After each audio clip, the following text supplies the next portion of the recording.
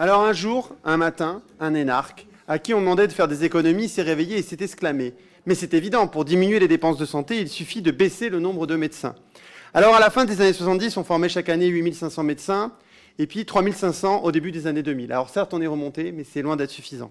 40 ans plus tard, une infirmière, citée par Damien Maudet dans l'exposé des motifs de cette excellente proposition de loi, raconte « Certains soirs, il y a 10 brancards que l'on range en épi. Je dis aux patients, je vais vous garer, c'est devenu un parking de supermarché. » Et un syndicaliste explique « À l'hôpital, les gens crèvent, les collègues rendent leur blouse parce qu'ils n'en peuvent plus, et ils veulent rentrer chez eux, et ça ne peut plus tenir. » Alors, l'austérité organisée par les gouvernements successifs nous contraint donc d'aller chercher des médecins à l'étranger, ce qui n'est pas forcément souhaitable.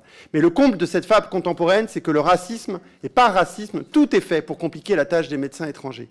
Or, les praticiens à diplôme hors Union européenne, donc les PADU, jouent un rôle clé dans l'offre de soins, notamment en zone rurale. Malgré cela, c'est un véritable parcours du combattant pour faire reconnaître leurs qualifications et exercer pleinement leur métier.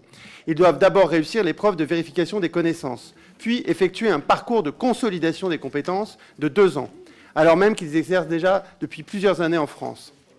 Alors le VC, le problème, ce n'est pas le fait qu'on leur demande de passer ça, c'est que ce n'est pas une simple vérification de leurs compétences, mais c'est un véritable concours avec des quotas. Et en attendant leur titularisation, les PADU travaillent souvent sous des statuts très précaires, comme stagiaires associés ou faisant fonction d'interne, rémunérés 1 500 € par mois. Et on pense que ce n'est pas digne des responsabilités qu'ils assument au quotidien.